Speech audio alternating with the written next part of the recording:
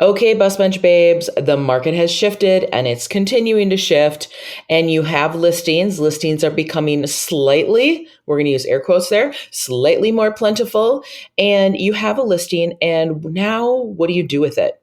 How do you take that one listing and parlay it into additional business? That's what we're going to talk about today. Let's dive in. You're listening to the Girl Get Your Face Off a Bus Bench podcast, where we invite you to check your ego at the app, grab a cup of coffee, and get ready to dive into all things real estate marketing, social media, friendship, hardship, love, money mindset, and all the things that celebrate you as a badass boss babe. We're here to encourage you, show up for you, give you a loving kick in the pants when you need it most, and be your soft place to land on the hardest of days.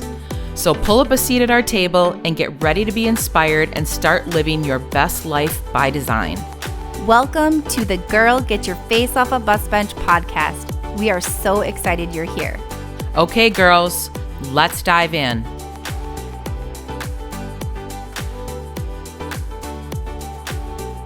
Okay, Bus Bench babes, it's Beth here doing a solo episode, and we're going to kind of do a deep dive into listings, why listings are so important, how they can make your life and your business better, easier, more profitable, and just really let's talk about it. We're going to go back to a lot of the basics here. So let's do this. So the market's been crazy. I think we can all agree the last few years have been sort of insane. I feel like as real estate agents, we're all just kind of getting a chance to come up for air and take a pause and catch your breath a little bit. I saw something on social media today with Glenda Baker, and she was being interviewed by Byron Lazine. I think I'm saying his name correctly. And she was talking about how everybody was so weary that people just went on vacation this summer. And how it wasn't just going around the United States. People literally went to Europe. And it's funny because I was thinking the same thing. Literally everybody that I know was in Europe this summer. And I'm like, I want to go to Europe this summer. So it's just kind of funny. I think all these realtors are tap me out. I need a break, and I'm going far, far away from my business, and I'm going to regroup and catch my breath. So listings, the old joke, I've been at this a long time, 25 years. And something that was always so funny that they talked about in my office when I was a super young agent in my mid-20s was, an agent doesn't retire. They just run out of listings and they don't have any more listings. And so that just automatically makes them retired. And it's sort of this old joke, but it's on some levels, it's kind of true. And they always say he with the most listings wins. There's a lot of buyer's agents that swear by being a buyer's agent their whole entire career. But if you want to leverage your time and be able to take one piece of business and turn it into additional business, listings just tend to be a more lucrative and sustainable way to do that. So if you're a newer agent and you've strictly been working with buyers, I would encourage you to think about becoming a listing agent as well. And you can do both. It doesn't, there's some schools of thoughts that think you just have to do one or the other. I am in the school of thought where I believe you can do both. And my goal has always have been, and I'm working towards being primarily a listing agent. And how that benefits your business is you're going to be able to get additional pieces of business off of each listing if you're doing it the right way. And who doesn't want more business on something that they're already doing or from something that they're already doing successfully? Having more listings frees up your time. And what I mean by that is you aren't out showing houses at 9:00 at night if you are primarily a listing agent. You might be doing open houses on the weekends, but you're not going to be driving to Timbuktu to show 50 houses to a buyer that may or may not buy a home from you. The deals many times come to you when you're the listing agent, and controlling the inventory, especially in this market that's been a super strong seller's market and where we've had insanely low inventory for the past number of years, you're going to really dominate the market if you have more listings. The more listings, the better. So let's look at this. So the last couple of years, it's been pretty wild. I know a lot of my real estate agent friends and myself included, there's just been times I've just been like weary. Like I get home and Mark's like, "Are you okay?" And I'm like, "Yep." And I'm just really not even in the mood to even have any more conversation for the day. Like I literally feel like my body is like talked out. Like I've said my maximum number of words that I'm allowed for the day. And I can't talk or think or make any more decisions about anything.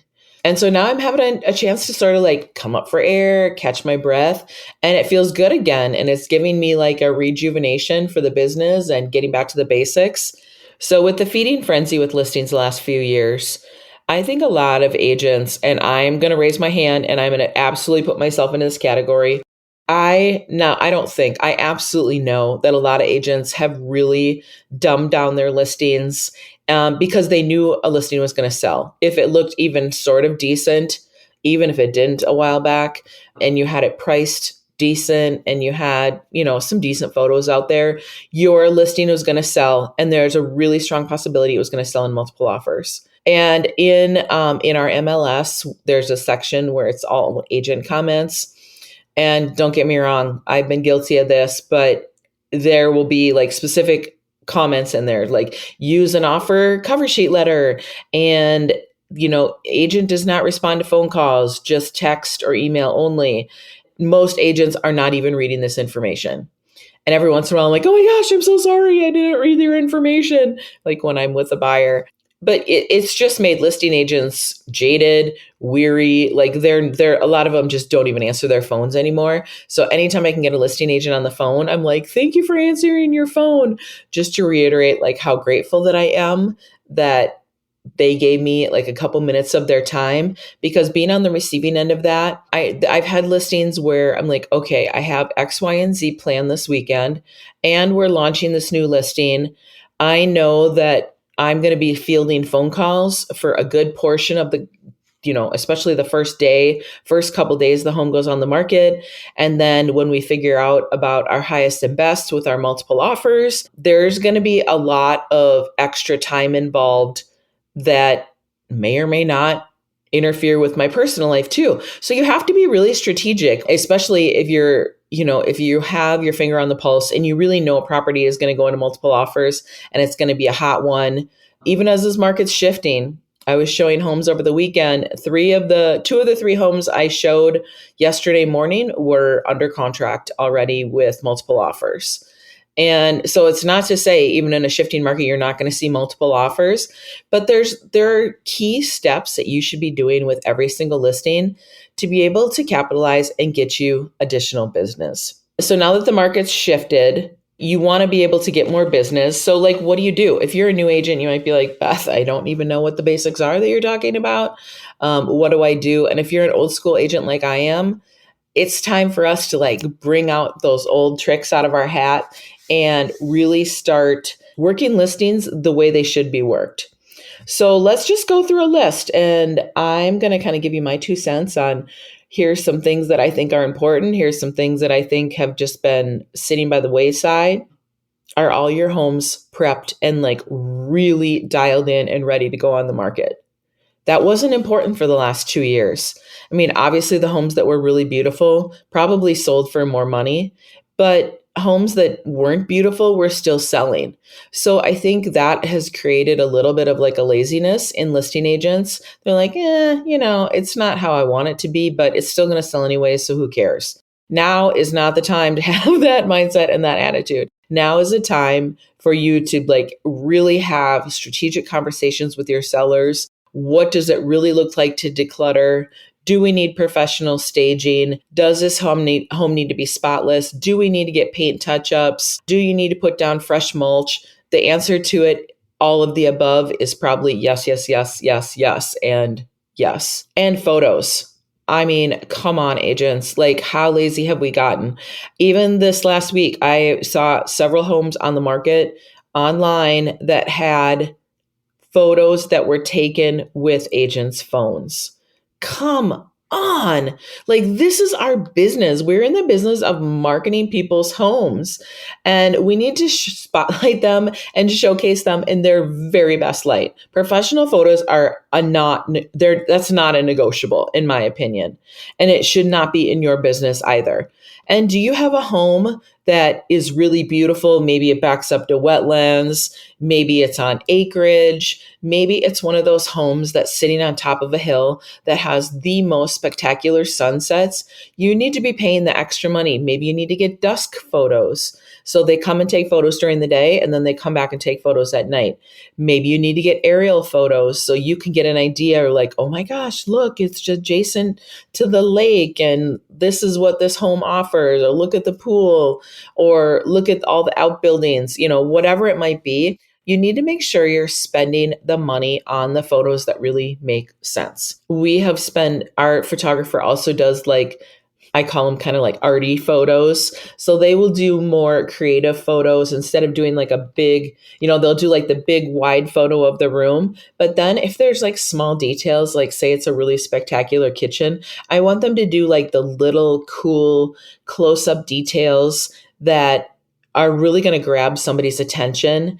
And if somebody's looking for a spectacular kitchen, I want to be able to like highlight those types of things in a home and online. So then I'll pay a few bucks extra for like the arty photos. Or say a home is in a really awesome community and that has a lot of great community features, like a community pool, trails, parks, all that sort of thing. You can usually have your photographer pay him a few extra bucks, and they will go around outside of the home and take pictures of neighborhood features. So then if somebody from Connecticut is moving to Minnesota, they go online and they're like, oh my gosh, we didn't even realize there was X, Y, or Z in this community. And we're really into biking, and look at all these trails, and we love walking and walking our dog, and, look at the parks, and, whatever those special features are, you can pay your photographer to capture all of that. And then you can use that to market effectively. So another thing is, are you circle prospecting around all of your listings? Well, Beth, what does that mean? Well, I'm so glad you asked. So circle prospecting is either dialing, so being able to get a list of phone numbers of all the homes around the area. You have to be subscribed to some of those different companies. Cole is a good resource where you can type in an address and then it will populate all the homes around it. And any phone numbers or emails that are available could potentially pop up, and then you can call and say, hey, I'm listing the new home. My team is listing the home at 123 Banana Street, and we are having an open house or this or whatever. Do you know of anyone that wants to move into the neighborhood? If you think of anybody, if anybody comes to mind, can you send them my way? There's all different ways to do this, but just letting people in the neighborhood know that you have a home coming on the market. This is also a super awesome opportunity to door knock. Some people are really scared of door knocking, but what I love about it is that if you're doing it on a nice day, you're getting exercise, right? You're out in the fresh air, you're out of the office, out from behind your desk, and we are in this real estate is like a contact sport. The more people you meet, the more connections you make, the more people you talk to, the better your chances are of selling a home.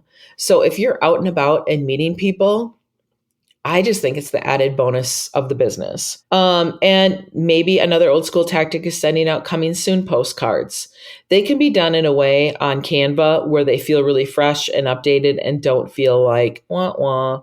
So just make sure that when you're thinking about how you're going to market the property, what does the marketing say about your business and your style of how you do business? So obviously you have the home that you're marketing. So the home is what it is. It might be beautiful, it might be dated, but how do you showcase that type of property in its best light? Could the marketing on a really dated house be, come with your ideas and make this house your own? Maybe it's in an awesome school district, but it's a cute little granny house. I love talking about granny houses. I love granny houses because they're usually really well maintained. They usually have really good bones, but many times the decor is really dated. Well, is that an opportunity for someone to be able to for a buyer to be able to build equity in that home, and then to be able to put down roots in a really an established, awesome neighborhood with a great school district. So think about what the property is, think about who you think the potential buyer is going to be, and cater to that particular buyer in your marketing pieces. Are you letting your sphere know about the property? You never know who you already know who is thinking about potentially moving to the area where your new listing is. How do you know? You might think you know, but if you haven't contacted that person in a while, maybe you literally have no clue that, your girlfriend from high school lives in one side of town and she really wants to be where your new listing is. Or maybe she knows someone. She's like, yeah, my brother and sister-in-law have been looking for a house over there for months. You just never know who knows someone. So just the more, like I said, more people you talk to, the more likelihood of you getting the home sold and making more contacts. We love hosting VIP open houses in a neighborhood. So what that is, it's a special open house for just the neighbors. So what that does is it makes the neighbors feel super special. This is another opportunity for door knocking or sending a postcard or circle dialing in the area. Say, hey, we're having a little muffins and mimosa open house an hour or 2 hours before the public open house on Saturday morning. Would love for you to come by and take a look. And you know how nosy neighbors are. A lot of times sellers are like, ugh, my nosy neighbor next door, I know she's going to come through the open house. Awesome, awesome, awesome. I love nosy neighbors because nosy neighbors know other people and they might know someone that wants to move to the neighborhood. But on the flip side of that, the nosy neighbor also might be coming over because they want to see how me as the real estate agent is marketing the property. And what am I doing for their neighbors that they would like done for themselves when they go to list their home? Especially if you're selling a home in one of those neighborhoods that's just ready to turn over and all of the older generation is aging out of the neighborhood. And then everybody that's moving into the neighborhood are like young couples with kids. Those are the neighborhoods that are super ripe for the picking for VIP neighbor open houses. We say this all the time on the podcast, videos, social media. These many times can be free resources for you. This doesn't have to cost $1 million. You can be putting awesome reels, stories, TikToks, YouTubes. You can be doing all of this on your social media with your new listings. And what a great way to grab people's attention. Sometimes when you have photos of a listing, it can feel really like one-dimensional, but then all of a sudden you have pictures on your social media and then you're also pairing it with videos and you're like, oh my gosh, I didn't get that living room, dining room, kitchen was such a cool open concept and holy cow, that looks incredible and look at all those updates. I want to go check that out. You're missing an opportunity if you're not capitalizing on social media. Let's talk about brands. I mean, we talk about this on the podcast all the time about how important your brand is. And if you don't have a brand that really speaks to who you are and how you do business, are you even running a business? Let's just be honest here. Let's call it what it is. If you are operating like a secret agent and all of your marketing feels really mismatched and there's no connection and your signage is really generic, maybe you're just using like generic signs from your brokerage. Now is the time to start spending some money. It doesn't have to cost a fortune, but get a brand in place that really, really feels like you. So do you have branded templates? And what I mean by that is you can have a designer make some. We've had a brand strategist make all of them for the BPR experience, but maybe you don't have a budget for that. There's also really creative ways to do it on Canva. And if you're not using Canva, another missed opportunity. If you're wanting to figure out what Canva is and you want a discount code for Canva, reach out and I'll share my discount code with you. And I think you'd get like 50% off. So that's a whole side tangent, but your brand really speaks to who you are. And we use branded templates that have the property address, it has home features, it has a little write-up about the home and some photos. And so it scrolls through on social media and we use them on Facebook, Instagram, We can use them for stories. We can use them for reels. We can use them for anything. But every single time we put a new listing on, those same templates pop up with the new home's information. So if somebody's scrolling on my social media, they can be like, oh my gosh, look, the BPR Experience has a new listing. They know right away. It creates brand recognition. And people like predictability. The consumer likes predictability. So they know exactly what to expect when a new listing pops up. They know to slide through the carousel of photos and they're going to be able to get all of the information. The predictability of what you post on social media creates a little trigger in the consumer's brain, and they're like, oh, look, a new listing. You just want to really create that brand recognition on everything that you put out. On your flyers, are your signs really cool? Do you have directionals for your open house? Do you have social media templates? Do you have postcards that go out in the mail that are all branded? Is everything that you put out in terms of print and social, is it all cohesive? Does it all make sense for your brand? Does it feel authentic to you? This is things that the buyers connect with. This is something that sellers connect with. This is something that potential sellers connect with. I can't even tell you how many times I'm at an open house and people are like, oh my gosh, your sign is so cool. And all your signage is really cool. And like, we have branded water bottles we have at our listings. Like, everything about it is just like brand recognition upon brand recognition upon brand recognition. And all of that really attracts more business. When you're posting on social media, another thing that it does, and like everybody knows this, but a lot of people are just like, I just don't want to post on social media. The consumer wants to see that you're in the trenches every day and that you're successful and you actually know what you're doing. If you're a secret agent on social media or you're not on social media at all, I mean, let's just be honest. That's probably not the best way to go out and get more business. If you're on social media every day and you're in stories and you're being authentic and you're being yourself, that is the best way for someone to say, oh my gosh, look, this house just right down the street went for sale. And the BPR Experience, look at how they're marketing it. Man, we're thinking about selling. We should really call them and see what they would do for our home and how they would get it ready. And will they make a cute video about our house? And will they have muffins and mimosas? And I know the Johnsons would totally come over for something like that. It's all about planting the seed, and your vibe attracts your tribe. Do you do QR codes? That's something we started doing it during COVID, and it's pretty fun, where we just will have a QR code framed on the countertop, and it will just say a paperless way to get all the same information. So if somebody's old school and wants to grab a flyer, great. If somebody is, techier or doesn't like clutter, they can scan the QR code and get all of the same information on their phone. And what I love about it is that as a listing agent, I'm branding the shit out of that, right? And the buyers are walking through and they're getting everything that's just completely branded the BPR Experience on their phone. They have all my contact info. They have all of my information when they're downloading all of my info. And I like that. It's planting a seed in them. Maybe not to represent them as a buyer, but maybe the next time they go to sell, they're going to be like, yeah, she did such a good job with that. I'm going to call the BPR Experience and have them come sell my home.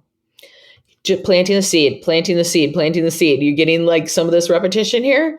It's all about planting the seed. Let's talk about open houses for a bit. So we have had fewer showings on all of our listings across the board. But what we've seen is that most of our listings that we've had in the last 3 to 6 months, we've had far more showings at the open houses, especially as interest rates crept up. I don't know that there's actually a correlation to those two things, but it feels like a lot of buyers are not wanting to inconvenience their agent. And they're like, well, I'm just going to pop by the open house and see if maybe I like this. And we had 3 listings right back to back to back that all sold from buyers that came through the open house. And then they're like, oh my gosh, I like this house so much more than I expected to like it. And then they call their agent and then schedule the showing. Or maybe it's the other way around. Maybe they come see your listing on the first day that it's on the market. And then they're like, well, we're really thinking about this one. Then the buyers will come back through the open house on the weekend, and they don't need to inconvenience their agent. They can just come through the open house, take as much time as they want. Maybe they're a fly on the wall listening to other questions that other buyers are asking us at the open house. And the open house have created a lot of buzz. Our team has been doing 2-hour open houses. Not that that wasn't a good amount of time, but I had another agent friend of mine say that he started doing 1.5-hour open houses. And he's like, they work like a charm. What it does is it creates this big sense of urgency for everybody to show up. So then there's more people in the property at any one time. And it creates a little bit more of a buzz about the property. And then if you're doing open houses back to back, you get a little bit more time in between the open houses to be able to do more, 2 or 3 open houses in one day. And we love doing like Thursday happy hour open houses. We don't even serve booze or anything, but it's a great way to catch people on their way home from work. So we'll do like 4:30 to 6. And on average, we'll have like 8 to 10 groups of people through. And we're obviously marketing this for a while beforehand. We love Saturday morning open houses to catch people while they're out running errands on a Saturday morning. As the day goes on, in my mind, more people have things planned. So doing late afternoon open houses on a Saturday and Sunday, I just don't feel like they're attended as well as ones when you're going to catch people when they're out already doing stuff. Sunday, we're in the Midwest. There's a lot of people that go to church around here, and having open houses too early in the day on Sunday can backfire because a lot of people are at church. So we usually don't start open houses until at least 11 on a Sunday. So like 11 to 12:30 usually is a good amount of people that come through. And even like 1 to 2:30 can be good. But then you also have to keep in mind football season, golf season, if there's other big sporting events going on, if you're at a home, if there's like a big football team, a football thing happening, even on a Saturday, turn the game on the TV. You just never know if someone wants to be able to catch that score, or the wife really wants to see the home and the husband really wants to be at home watching football. So then you're really going to appeal to everybody. Potential open houses are for potential buyers, right? Like that just seems like a no-brainer. But a lot of times buyers come through that are not represented, which is awesome if you are working the open house, because the whole idea is to A, sell the house, and B, pick up more potential buyers that are ready, willing, and able and want to buy a home right away. But also, potential sellers come through open houses, and there's a good portion of buyers that are also have homes to sell. So you never know who's walking in the door at your open house that has other properties to sell. Maybe they're just doing sort of like an unofficial interview to see how you work your listings. And maybe this is how this new potential client is just sort of warming up to the idea of wanting to work with you. Maybe there's someone that lives in the neighborhood and they're like, okay, I want to see how the BPR experience markets for our neighbors. And I am really thinking about having them come over and to talk to them about working with us. But I just want to get a flair for like how they do business, how they talk to other potential buyers that are coming through the home. There's a lot of different things that are going through buyers and sellers' minds when who they're determining who they want to work with. So how do you become that agent that everybody wants to work with? Are you running ads on social media? Are you posting your new listings on your Google business page? Google business pages are free. It's like a billboard. Anyone that's Googling homes for sale in Minneapolis, homes for sale in Tacoma, Washington, homes for sale in Seattle, whatever, you want to be that agent that pops up and that ranks really high on the Google ranking. So make sure you're adding to your Google business page regularly, just like you add to your social media, like you do it at Facebook and Instagram and TikTok. Did you know you can put videos on Google business page? Do you know that you can put new listings on there? Do you know you can advertise open houses? You can literally put anything on your Google business page. And if your SEO is driving traffic the right way, people are just going to start organically finding you. And then they're going to start picking up the phone and saying, hey, I would love to set up an appointment to talk to you about coming to list my home. Okay, it's like the holy grail of real estate is a come list me call. How about instead of sending out those old school just sold postcards, is that you have a postcard that has all the social proof. And what that means is all of the details of the transaction, that you marketed X amount of days as a coming soon, and you had 35 showings scheduled before you hit the market, and you had 3 open houses and X amount of people came through. You had X amount of people save the home on Zillow, on Realtor.com. MLS had X amount of people favorite the home as one that they wanted to tour. You did reverse prospecting. And out of all of those efforts, you received 3 offers and all of them were over asking. And you settled on an offer with X, Y, and Z terms. So maybe there was no inspection. Maybe you got an appraisal clause or an appraisal like gap coverage. You sold for 105% of the asking price. And maybe the seller got free rent back. So all of the nitty gritty details of the transaction, that's the information that all of the neighbors in the neighborhood want to know about. So a social proof postcard can be super, super powerful. And then maybe you put a QR code in the corner that says, thinking about selling, reach out here. And maybe it will direct them to a landing page that they have to put their name and address in. Or maybe it's like scan the QR code for a free home valuation. Well, once somebody does that, then you all of a sudden have all of their information. There's so many different ways to get new business. So, and last but not least, so you have a listing in a neighborhood that you love and you want to get more listings and more business out of that neighborhood. Maybe this is the time that you start a farm and really start working that neighborhood, creating neighborhood events, being the neighborhood expert, and really work it. You're not going to probably see super fabulous results from a farm immediately, but over time, with time and consistency, there is a good chance that you will start seeing business from that neighborhood and you'll be viewed as the neighborhood expert.